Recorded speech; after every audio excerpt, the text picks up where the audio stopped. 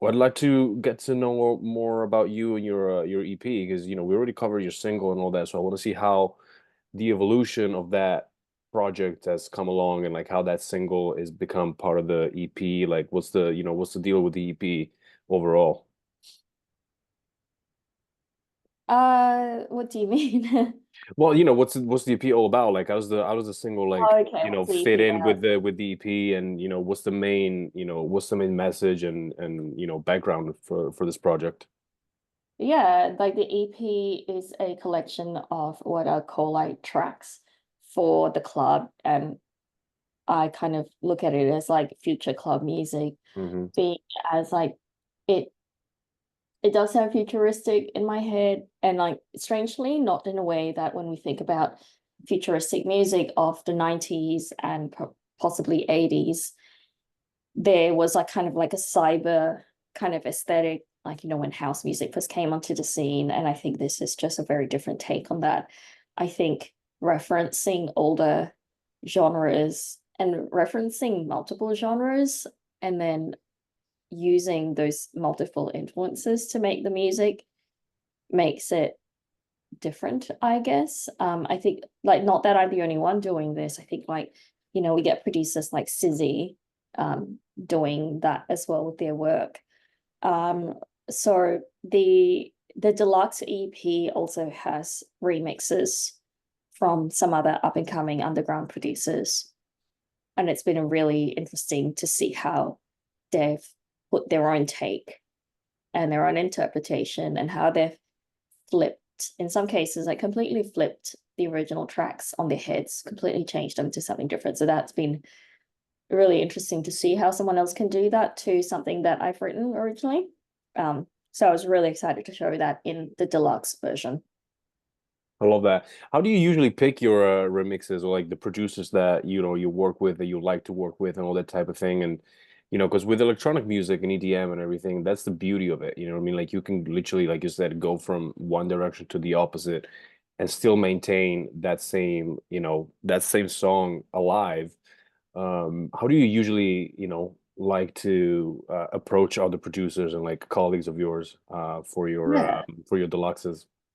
I think for this particular project, it was picking producers that were not well known, were not huge, but were doing interesting things. And also like up and coming producers who maybe needed a leg up. So um, I I reached out to them, offered them the stems, and didn't give them parameters or told them what they had to do. It was like, see what you want to do. And I was curious to see what they could do with it without any expectation of whether it would be on the EP or not, whether it, make the cut. Um, so that was kind of how I approached it. It wasn't so much to like find, I don't know, the biggest, hottest producer around to try to leverage their fame, whatever. It wasn't about that. It was more about seeing what unknowns could do. So like really letting the creativity speak for itself rather than some big name attached to a remix. Mm. I think with like the industry and record labels, sometimes they tend to go after the big names. Um, and there is a certain prestige when one gets asked to do a remix, an official remix for say a larger producer. There is kind of that prestige, whereas like I didn't really care about that. I think I was more interested in seeing what surprising gems were uncovered. So that was more my approach. I love that. What do you think, with this record, like Wildfire is, like a big name. Willfire. Willfire is sorry, it's a very suggestive name. Like, and your aesthetics also have like a very suggestive, vein. There's a lot of almost like a theatrical, like movie-ish, way you approach things.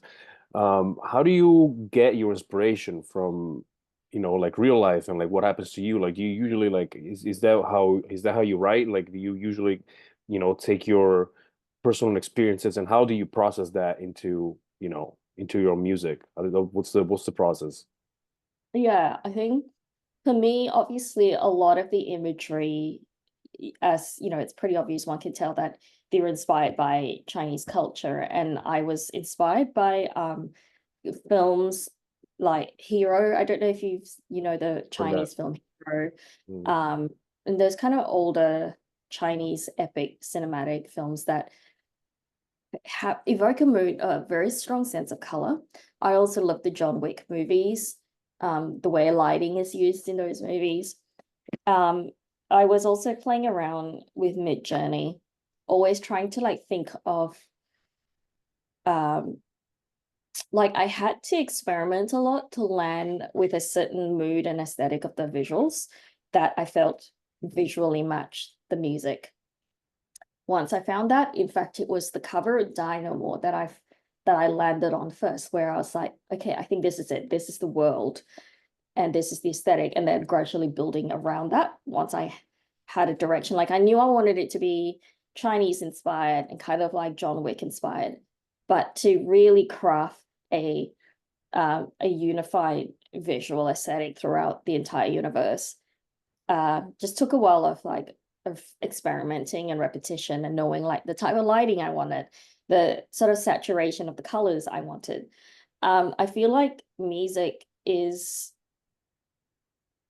only one aspect of like an emotion, and you can definitely feel a lot of emotion through music, but I think that visuals also add another dimension. And from a personal perspective, I'm an incredibly visual person. I love to see things. And so that was my motivation to create this visual world. And I know some artists may not be as invested, and that's totally cool. And that's their vibe, and they may be invested in other areas of their art. For me, doing the visuals was just incredibly fun, really fun to do alongside the music. I feel like I can't just do music. I have to put some visuals with it to tell the story, to create a mood rather. Yeah. Yeah, no, I love that, and it definitely puts you in a perspective, in a different perspective. So it's like it's a full experience. It's not just, like an auditory experience. It's like a full, at least like, like what I felt when it's like you said, it's like a full, it's a full thing. I love it. Um, what are usually like the visual artists that influence you, like non-musical? Like do you go after, painters and like, like designers and you know what I mean? Like do you get inspired by that type of thing? Is there any kind of like vein that you prefer when it comes to, designs in general that are not musical? There are artists that I follow and whose work I admire. For Willfire, I didn't. Hmm. I think because it was using AI, a lot of I made a conscious choice to not reference any specific artist's artistic style. I think that was kind of the line I drew where even though I couldn't control a lot of the training data, um, there were some aspects that I could control. For example, feeding it photos from my phone that I took myself, feeding it photos of myself, feeding it photos that my fans contributed. That was some control of like what data I wanted the final imagery to be based on. But I guess like say perhaps writing something like a scene from this movie in the style of X artist, I kind of felt that was not the way I wanted to go. I think especially with a lot of criticism around how AI training data, is used. Um, so I am inspired by a lot of art I see around, but for Willfire, any inspiration that came was perhaps more from a subconscious place rather than me consciously going create an image in the style of a specific artist. Yeah. And was it like your subconscious process, like was this record all, kind of like when did you think, when do you think you had the vision, like when you started having the vision for this record? Was there like a moment when you, or was there like just like you started off with a song or with one little thing and then you decided to make a few other things into an EP? Or was this like more of like a cohesive project that you had in mind from, from back on? Yeah. For this project, the music definitely came first. And once I had a collection of songs that I was like, okay, I think this is a cohesive body of work from a, audio perspective. I was like, this all matches. Then I was like, okay, what ties these sonic pieces together? I just thought of concepts that tied it together. I thought of concepts that would make sense for me, I personally, and obviously drawing on my culture, that made a lot of sense. So once I got those, like, I guess, like broader concepts of like, okay, I think I wanted to put fire in there because I felt like fire was such a potent symbol of the music and how the music feels.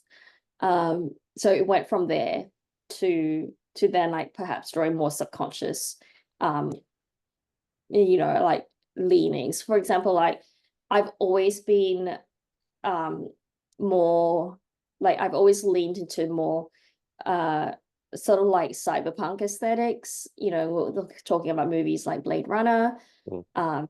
Neon Demon, like a movie by Nicholas Radwings, I think Radwings, I'm not sure, Radwings, can't remember his Wingdings, yes, Nicholas Wingdings, I think is the director of that movie. Guillermo del Toro, his movie Pan's Labyrinth, I think. Like, I just think about like movies that I've loved, and I think even though not deliberately going to that, I honestly think that as humans we absorb so much of what we see, that as artists, when we make art, it doesn't exist in a vacuum. Everything we make is an interpretation of everything we've experienced and seen. Yeah. Yeah, I love that. How do you think, well, what kind of reaction are you getting from your fans? Like, what kind of feedback are you getting from people that, have enjoyed your music and like have enjoyed your stuff in the past and all, but even like new, like new fans and all that. What kind of feedback are you getting from people? Like, this is a very powerful work, like, and there's a lot of visuals and like it's very strong and bold. What kind of reactions are you getting? To be honest, I haven't gone out looking for reactions. So, I mean, what I like, a few people have said, oh, like it looks really cool, but I actually haven't gone out seeking reactions or even asking what people thought of it because, like, I don't really care what they think. I wasn't kind of, I'm like, I know it's cool. I think it's cool. Yeah. And that's kind of all that matters. So, like, I haven't asked Yeah, yeah. actually. No, I agree, and that's funny, but Yeah. and like I respect that actually, because you have to you have to like it, like that's your main thing, you've got to like your own Yeah. work. No, but like I I felt mean, like, it, and it doesn't matter if anyone else doesn't. right, like, but or like, let me just flip the question then, like when people Yeah. come see you and everything, like would you want them to feel like a certain way? Are you trying to like give them like some kind of like specific guidelines emotionally, you know what I mean, on how to process your work, on how to Yeah, react to your that's a work? great question. I think when they come to see me live, I want them to feel energy. I think the word is energy. I want them to feel energy through their body, emotionally energy. I think like when I think about the gigs that I go to that I have loved, it has always been about the energy makes me feel the reinvigoration. It makes me feel I'm not really into like gigs that I go to and it makes me feel sad or moved in a sad way. And for someone like me, like I go to gigs on my own. Like I have going to gigs on my own pretty often. So it's not even the social aspect. I know a lot of people go to gigs with their friends and there is a huge social aspect around it. But me being a not very social person, that wasn't a big importance for me. So it was for me, I guess like the way I enjoy music is how energized it makes me feel, how much I feel like pure energy running through my body. And so I hope that when I perform and when people come and see me, they feel energy. It's like they just got like, I don't know, 10x shots of vitamin C in their bloodstream or something like that. Is kind of like how I feel about performing music and making music. And I hope they feel that too, if it makes sense. It does, and it kind of leads me to the final part, which I wanted to like save this for the last part. because you're classically trained, and so am I played piano, growing up classical. I went into pop music, and like I'm a singer-songwriter, I would say, but I studied classical music. I enjoyed classical music for like the longest time, and I think I get when I hear classical music, that's what I get. Like I get the energy, you know what I mean? Like I get the whole, like monstrosity of the whole thing, like in a good way. Yeah. Like it's just like gigantic, the magnitude of that kind of music, right? And my question would be, how did you go from like classical to completely modern, like almost futuristic style? Like was there like a smooth uh transition? Like were you inspired by classical music to become who you are now? Like how did this happen, you know? It was pretty natural. It wasn't like I forced a transition. I always, like, even when I was training as a classical pianist, I always wrote my own songs, and I've always loved pop music. Um, making making my own music was, it just felt so natural. Classical music did not feel natural. It felt like I had to conform so much to other people's ideas on how I should perform it. So there's two aspects of classical music that personally I found like quite massive. One is the rigorous technique. So as a classical musician, you're kind of trained like an Olympic athlete. It's like how fast can you play a scale? How well can you execute your chords? So that's like the rigorous technique part, which is like fucking brutal. You train so many hours to get that, to get to that level, right? And then there's the performance and interpretation side where, there's always rules of like Mozart should be performed this way and Rachmaninoff should be performed this way. And I think I kind of ran into trouble like as I advanced and I started playing, and they were like, oh, you just weren't playing Mozart the right way. I was playing the right notes, but my interpretation of Mozart was my own, and that just did not fly. Um, which was like, I just thought that was stupid. And even when I was playing like more modern works, like 20th century works like Samuel Barber and Bartok, it was always like, oh, like it was maybe too much of this. And it was like my own personality, my own like, yeah, my own personality wasn't allowed to shine through. I had to play it the way that I was like, who made up these rules? Just some like people, right? So that wasn't fun. That was really not fun. Um, and making music, my own music, electronic music was a lot more fun. It gave me a lot more freedom. And it was a lot easier to execute because I didn't need a string quartet or a whole orchestra to execute something. I had just my computer, and to achieve the vision that I wanted, it was all within my control rather than like going out to like try to find a double bass player, go out try to find a percussionist. Like it was just electronic music. Uh, I could just mold it into something that was purely my vision rather than depending on others. Because even when you play with in a band, when you're playing with real humans, like humans bring their own interpretation and their own flavor to something that they create. So if I were to like start a band and play with drummer A and drummer B, drummer A will have a different flavor to drummer B, even though I wrote the music. So being someone who is like just so set on like what I wanted to achieve, like electronic music, and working as an electronic music producer just made a lot more sense. And really the main reason I do it is because it's a hell of a lot of fun to do, much more fun.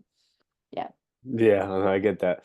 Let me close with this. Was there an artist or a song when you were like training classical that made you switch? That, you know what I mean? Like kind of like the turnaround moment when, when you heard something or someone and you just were like, okay, I'm gonna get into this now.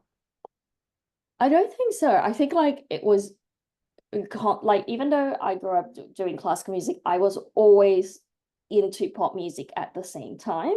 So I don't think there was just one song that made a difference of like, oh, this is what I would do. I think it was just, I would say that actually technology was probably the biggest driver than one artist or one song.